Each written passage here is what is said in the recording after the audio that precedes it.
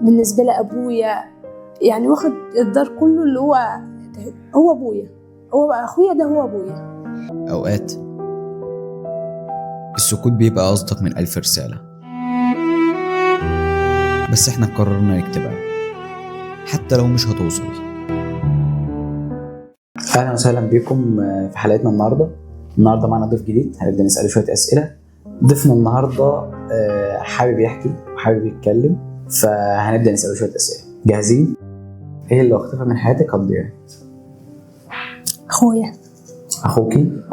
لو اختفى من حياتك هتضيع؟ هو اكتر حد قريب منك؟ أي مش حكاية أكتر حد قريب مني، بس هو اللي حنان عليا بزيادة. هو صاحبك؟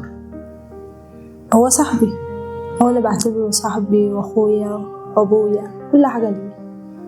اوقات كنت محتاجة شخص معين بس مستناش؟ أيوه. هو اللي بعت ولا انت اللي بعتي؟ أنا انت اللي بعتي؟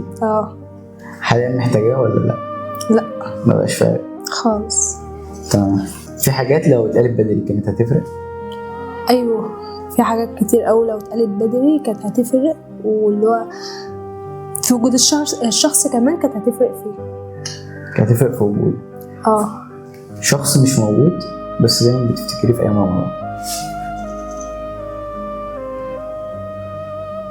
ايوه، بس يعني هل هو موجود معانا في الحياة ولا مش موجود خالص؟ لا، مش موجود. مش موجود خالص اصلا؟ خالص. ايه الحاجة لو رجع بيك الزمن مستحيل تعمليها؟ في ناس اللي هو قريبين مني ما كنتش المفروض ان انا اصلا اتكلم معاهم، اللي هو يعني انت هتطلهم حاجز مثلا؟ ايوه، واللي هو انا ما كنتش قربت منهم للدرجه اللي انا مقربه منهم دلوقتي. في ناس انا كصحابي اتغزلت منهم قوي قوي قوي، واللي هم عملوا معايا مواقف كتيره وحشه قوي مع انهم ما شافوش مني غير كل خير. دي سبب اللي انا قربتهم مني. لو رجع بيا الزمن مش هدخل حد حياتي كده زي صحابي.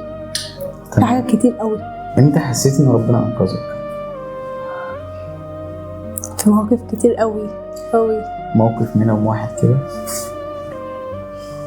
والله هي كانت مشاكل كده، بس اللي هي فاهم اللي هو مش مشاكل اللي هي تموت والكلام دي، بس ربنا يعني وقف معايا في حاجات كتير قوي،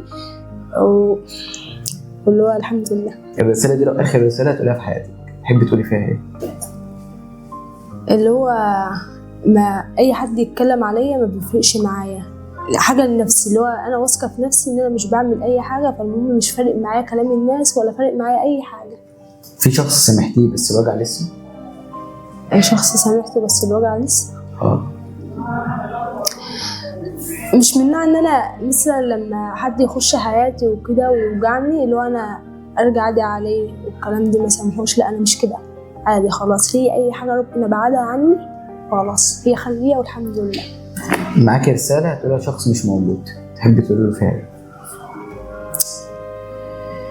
هو ابن عمي. تمام. هو ميت دلوقتي، بس بجد اكتر شخص شفته بيحبني بجد وحنان عليا بجد، وما كانش اللي هو كان بيحبني وبيحب يساعدني بأي طريقة. حاسة غيابه أثر فيكي؟ أثر. لو هو موجود ده كنت نفسك تقولي له ايه؟ نفسي أقول له أنت أحسن واحد في الدنيا وأكتر واحد بجد أنا بحبه بعد أخوي.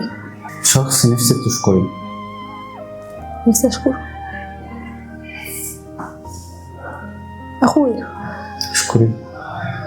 بحبه أوي بجد، بالنسبة له كل حاجة في حياتي.